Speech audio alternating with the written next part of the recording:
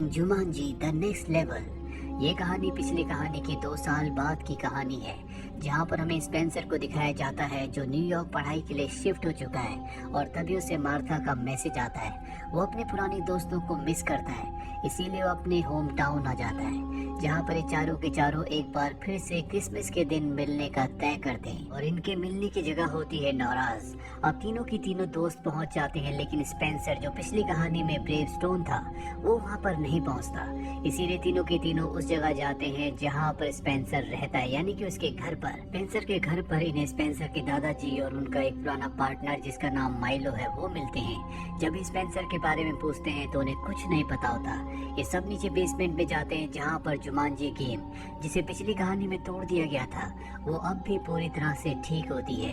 दरअसल स्पेंसर ने इसे ठीक किया है क्योंकि उसे जुमांजी गेम वाला कैरेक्टर यानी ब्रेवस्टोन जो पिछली बार गेम के अंदर जाने के बाद बन गया था बहुत पसंद होता है। वो उस दुनिया में ताकतवर था, जबकि इस दुनिया में वो ताकतवर नहीं था। इसीलिए वो एक बार फिर से गेम की दुनिया में जा चुका होता है। और अब इन सबको पता चल जाता है कि स्पेंसर गेम की दुनिया में यानी कि जुमांजी में जा चुका है। इसीलिए सब के सब एक बार फिर से गेम की दुनिया में चले जाते हैं। जुमांजी के जंगल में पहुंचने के बाद इन्हें पता चलता है कि बेथनी जो पिछली बार प्रोफेसर शैली बनी थी वो गेम में एंटर हुई नहीं। उसके बदले यहाँ पहुँच चुके होते हैं स्पेंसर के दादाजी और उनका दोस्त माइलो। स्पेंसर के दादाजी यहाँ पर बने होते हैं ब्रेवस्टोन जो पिछली कहानी में उनका पोता स्पेंसर बना था, और साथ ही माइलो यहाँ बन गया होता है मोस जो पिछली कहानी में फ्रेज बना था, और फ्रेज अब इस नई दुनिया में यानी कि जुमांजी में बन चुका है प्रोफेसर शैली जो नक्शों का जानकार था। मार्था अब भी अपने पुराने कैरेक्टर यानी कि रूबी रोडहाउस के रूप में होती है। यहाँ पर स्पेंसर के दादाजी और उनका दोस्त जो माइलो है वो पहली बार आए हैं, इसीलिए सारे के सारे रूल्स उन्हें बता देते हैं कि यहाँ पर हो क्या रहा है। अब यहाँ पर इनका गाइड आता है जो कि हेलीकॉप्टर में है। वो इन सब को अपने साथ ले जाता है और बताता है कि जुमांजी गेम ये जंगल एक बार फिर से खतरे में है, हमें तुम्हारी मदद की जरूरत है। पूरा का पूरा जुमांजी जंगल सूखे का सामना कर रहा है, और इसका कारण है कि जुमांजी जंगल के कबीले के सबसे बूढ़े आदमी के गले में एक नेकलेस था जिसका नाम फैल्कन हार्ट है। उसे जुगरान नाम के एक आदमी ने, जो कि बहुत ही खतरनाक है, उसने चुरा लिया, जिसके बाद जुमांजी जंगल एक बार फिर से श्रापित हो गया और अब यहाँ पर सूखा पड़ चुका है। और हमें अगर इस सूखे को खत्म करना है, श्राप मुक्त करना है, तो हमें उस फैल्कन आई को जुगरान से किसी भी कीमत पर हासिल करना होगा और सूरज की रोशनी को दिखाते हुए जुमांजी कहना होगा, तभी हम इस लेवल को खत्म कर पाएंगे, जिसके बाद श्राप भी पूरी तरह से खत्म हो जाएगा। गाइड इन सब को एक बिहाड़े के रेगिस्तान में छोड़ देता है, जहाँ इनके सामने एक ऑस्ट्रिच आता है। ब्रेवस्टोन उसके सामने जाता और तभी वो ऑस्ट्रिच उसे मार देता है, यानी कि उसने अपनी एक लाइफ, एक चांस खो दिया। अब उसके पास 2 और चांसेस हैं। ये सब के सब यहाँ से भागने लगते हैं क्योंकि अब यहाँ पर ऑस्ट्रिच का पूरा झुंड आ चुका है जो इन्हें मारना चाहता है। ये गाड़ी से ऑस्ट्रिच से बचते हुए भाग रहे होते हैं और तभी इनके सामने एक बहुत गहरी खाई आ जाती है। ये गाड़ी नहीं रोक सकते क्योंकि इनके पीछे पूरा ऑस्ट्रिच का झुंड है। इसीलिए ब्रेवस्टोन उस गाड़ी को वहाँ से कुदाकर दूसरी तरफ पहुँचा देता है, जिस वजह से इन सब की उन ऑस्ट्रिच से जान बच जाती है। वहीं हमें असली दुनिया में बेथनी को दिखाया जाता है जो अब भी इस गेम के अंदर नहीं आई। वो एलेक्स के पास जाती है और कहती है कि हमें अपने दोस्तों को बचाने के लिए जाना चाहिए। और अब ये चारों के चारों जो गेम के अंदर है उस जगह पहुंच जाते हैं जहां पर योर्गन है।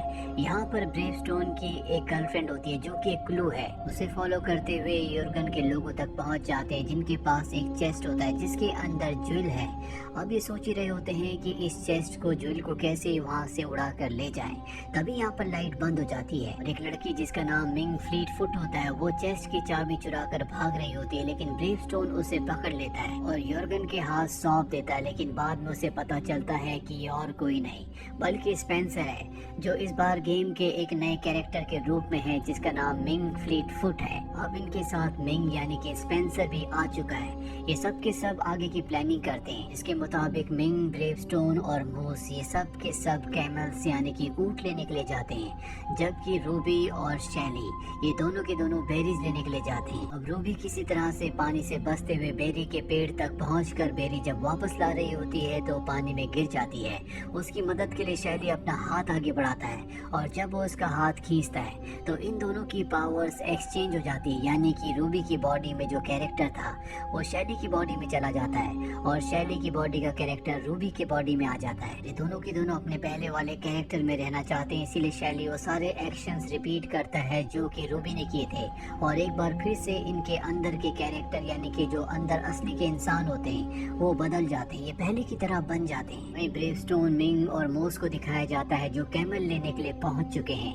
ब्रेवस्टोन बाहर ही खड़ा होता है जबकि मोस और मिंग अंदर जाते हैं। अब जब ब्रेवस्टोन बाहर होता है तो यहाँ पर कुछ लोग उसके ऊपर हमला कर देते हैं, लेकिन वो सच में एक ब्रेवस्टोन है, बहुत ताकतवर है, वो अकेला ही उन सब पर भारी पड़ता है। वहीं मिंग को और मोस को दिखाया जाता है जो कैमल के पास होते हैं। मिंग को पता चलता है कि मोस एनिमल से कैमल से बात कर सकता है, इसीलिए उसकी मदद से कैमल्स लेकर बाहर आ जाते हैं। पर तभी वहाँ पर ब्रेवस्टोन की एक्स गर्लफ्रेंड का हस्बैंड आ जाता है जो इन पर हमला करके इन सब को मार देता है, यानी कि इन सब की एक एक लाइफ खत्म हो चुकी है। अब ये सब के सब कैमल्स के ऊपर बैठकर एक जगह पहुँच जाते हैं जहाँ से आगे कैमल्स नहीं जाते क्योंकि आगे खतरा है। इसका मतलब आगे का सफर इन सब को पैदल ही तय करना होगा। ये पांचों के पांचों आगे पैदल जाते हैं जहाँ पर बहुत सारे लकड़ी के ब्रिजेस होते हैं। शैली की मदद से एक ब्रिज को चूज करते हैं जिसके बाद बहुत सारे मंकीज इनके ऊपर अटैक कर देते हैं। नीचे बहुत गहरी खाई होती है और अब ये सब अपनी जान बचाने के लिए उन मंकीज से लड़ रहे होते हैं। अब रूबी अपनी जान बचाने के लिए एक गलत ब्रिज के ऊपर चली जाती है और तभी वहाँ पर एक मंकी आता है जो उसे उठाकर नीचे फेंक देता है, जिसका मतलब ये है कि उसकी भी एक लाइफ अब कम हो चुकी है। वहीं दूसरे ब्रिज पर मिंग के ऊपर भी मंकी हमला कर देता है और इससे पहले कि वो मिंग को मारता ब्रेवस्टोन उसे किक मार कर नीचे गिरा देता है जिससे मंकी मारा जाता है। पर यहाँ पर बहुत सारे मंकीज हैं जो इनके ऊपर हमला करना चाहते हैं, इसीलिए ब्रेवस्टोन और मिंग जोर जोर से ब्रिज को हिलाना शुरू कर देते हैं। इस वजह से मिंग ऊपर से नीचे दूसरे ब्रिज पर गिर जाती है, लेकिन तभी वहाँ पर रूबी आ जाती है और वो उसे लेकर इस जगह से सुरक्षित दूसरी तरफ चली जाती है।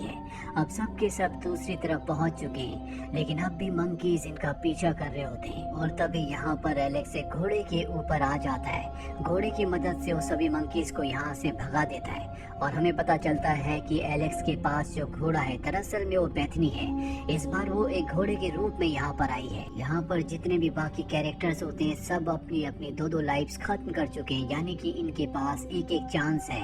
ये अपने असली रूप में नहीं होते जिस तरह से पिछली कहानी पिछले फिल्म में थे, इसीलिए अपनी पावर्स को अच्छे से यूज नहीं कर पा रहे होते। और तभी ये एक बार फिर से पानी को देखते हैं। ये वही पानी होता है जिसमें रूबी ने और शैली ने अपने अपने कैरेक्टर्स को चेंज किया था और अब ये सबको बता देते हैं कि कैसे ये अपने असली अवतार में आ सकते हैं जिस तरह से पिछली कहानी में थे। ये सब के सब पानी में कूद जाते हैं और इसके बाद जिस बॉडी में जो पिछली बार था वो उसी बॉडी में आ जाता है। स्पेंसर के दादाजी जो कि ब्रेवस्टोन थे अब वो बन जाते हैं मिंग और उनका साथी माइलो बन जाता है घोड़ा। अब ये सब के सब गीले हो चुके हैं, इसीलिए अपने आप को सुखाने के लिए रेस्ट करने के लिए कुछ देर वहीं पर रुक जाते हैं और यहाँ पर दिखाया जाता है कि यॉर्गन के लोग मिंग और घोड़े को बंदी बनाकर अपने साथ ले जाते हैं, यानी कि स्पेंसर के दादाजी को और उनके दोस्त माइलो को। इन्हें पता है कि यॉर्गन के किले में ये उन्हें वापस पा सकते हैं, इसीलिए इन सबको यॉर्गन के किले में जाना होगा। लेकिन सबसे बड़ी प्रॉब्लम ये होती है कि इन सब की अब एक एक लाइफ बची हुई है। एलेक्स कहता है कि हमें हिम्मत से काम लेना होगा और उसके प्रोत्साहन देने पर ही सब के सब यॉर्गन के किले की तरफ निकल पड़ते हैं। रास्ते सबके अलग होते हैं, जहाँ पर ब्रेवस्टोन और रूबी पहाड़ पर चट्टान पर चढ़कर उस तरफ जा रहे होते हैं।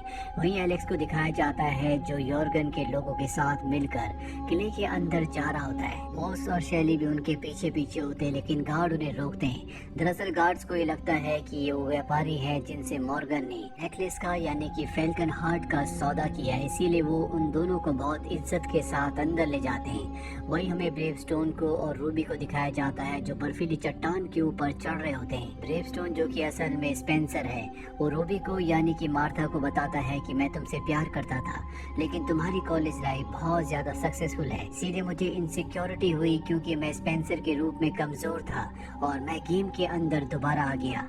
मार्था कहती है कि ऐसा कुछ भी नहीं है, मैं आज भी तुमसे प्यार करती हूँ। ये सुनकर ब्रेवस्टोन को यानी कि स्पेंसर को बहुत खुशी होती है, क्योंकि वो गेम में इसीलिए आया था ताकि वो दोबारा से स्ट्रॉन्ग बन सके, जिस तरह से वो पहले गेम में था जहाँ पर उसे मार्था ने यानी कि रूबी ने पसंद किया था। वहीं हमें एलेक्स को दिखाया जाता है जो उस जगह पहुंच जाता है जहां पर माइलो को घोड़े के रूप में बंद किया गया है। वो उस तक पहुंचने की कोशिश करता है लेकिन 2 बार मारा जाता है, जिससे उसकी 2 लाइफ खत्म हो जाती है। अब उसके पास एक ही लाइफ है। अब वो घोड़े को बचा लेता है। वहीं ब्रेवस्टोन और रूबी भी उस जगह पहुंच जाते हैं जहां पर मिंग को कैद किया होता है। ये मिंग को छुड़ा लेते हैं क्योंकि वो एक शातिर चोर है, और अब मिंग की मदद से ये उस रूबी को, उस नेकलेस को यानी कि फैल्कन हार्ट को चुराना चाहते हैं। लेकिन जब मिंग को उस जगह पहुंचाया जाता है तो उसके अंदर, चेस्ट के अंदर कुछ भी नहीं होता। ये समझ जाते हैं कि ये पूरा का पूरा ट्रैप है।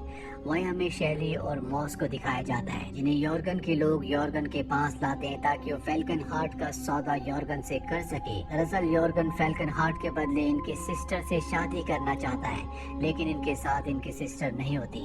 तभी वहाँ पर रूबी आ जाती है जो कहती है कि मैं इनकी सिस्टर हूँ, पर इनका ये प्लान काम नहीं करता क्योंकि यहाँ यॉर्गन को एक लेटर मिलता है जो कि उन्हीं दोनों भाइयों का होता है जिन्होंने इनके साथ सौदा किया था। वो कहते हैं कि किसी काम की वजह से हम नहीं आ रहे। यॉर्गन समझ जाता है कि ये बहरूपी हैं। वो अपने सिपाहियों से कहता है कि इन सबको पकड़ लिया जाए।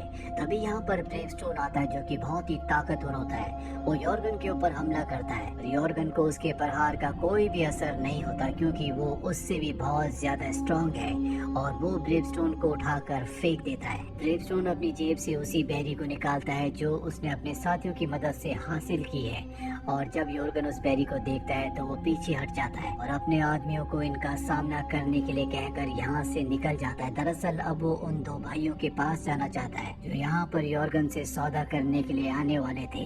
ब्रेवस्टोन जब उसे जाता हुआ देखता है तो वो उसका पीछा करना शुरू कर देता है। यॉर्गन अपने फ्लाइंग शिप से यहाँ से निकल रहा होता है, लेकिन ब्रेवस्टोन रस्सी पकड़कर शिप तक पहुंच जाता है और यॉर्गन के ऊपर बेरी से हमला करता है। दरअसल ये बेरी उसकी वीकनेस है, इसीलिए वो कमजोर पड़ जाता है, जिसका फायदा उठाकर ब्रेवस्टोन उसे मारकर नीचे फेंक देता है। यहाँ पर ब्रेवस्टोन भी नीचे गिर रहा होता है लेकिन वो रस्सी पकड़ लेता है, और तभी हम सामने से मिंग को और हॉर्स को देखते हैं जो ब्रेवस्टोन को बचाने के लिए आते हैं। दरअसल मिंग और कोई नहीं बल्कि ब्रेवस्टोन यानी कि स्पेंसर के दादाजी हैं, और घोड़ा उनका दोस्त माइलो। अब यहाँ पर हमें पता चलता है कि घोड़े के पंख भी हैं, जिससे वो घोड़ा उड़ना शुरू कर देता है और जल्दी ये ब्रेवस्टोन तक पहुँच जाते हैं। ब्रेवस्टोन के पास फैल्कन हार्ट है जो वो मिंग की तरफ फेंकता है। मिंग उसे पकड़ लेता है। ब्रेवस्टोन कहता है कि इसे सूरज की तरफ ले जाओ और वहाँ जाकर तुम्हें कहना होगा जुमांजी। दरअसल ये बर्फीला इलाका है, इसीलिए बादलों के ऊपर सूरज की किरणें हैं, और अब मिंग अपने उड़ने वाले घोड़े पर बैठकर बादलों के ऊपर चला जाता है जहाँ पर वो फैल्कन हार्ट को सूरज की किरणों के सामने रखता है। ये सब के सब मिलकर कहते हैं जुमांजी, और जुमांजी कहते हैं सब कुछ रिवर्स होना शुरू हो जाता है, यानी कि जुमांजी जंगल का, इस दुनिया का जो श्राप है अब वो खत्म हो चुका है। श्राप खत्म होने के बाद यहाँ पर गाइड आता है जो इन्हें इनकी दुनिया में वापस भेजना चाहता है, लेकिन माइलो जो कि हॉर्स है वो अपनी दुनिया में जाने से मना कर देता है क्योंकि वो बीमार है और जल्दी मारा जाएगा। इसीलिए वो अपनी बची हुई जिंदगी इसी दुनिया में हॉर्स बनकर इस दुनिया की रक्षा करना चाहता है। इसके बाद गाइड इन सबको इनकी दुनिया में वापस भेज देता है। अपनी असली दुनिया में वापस आने के बाद स्पेंसर को दिखाया जाता है जो अपने दादाजी को वीडियो गेम खेलना सिखा रहा होता है। उसके दादाजी को भी अब गेम अच्छा लगता है, और ये सारे के सारे दोस्त तय करते हैं कि हमेशा एक दूसरे के साथ रहेंगे। इस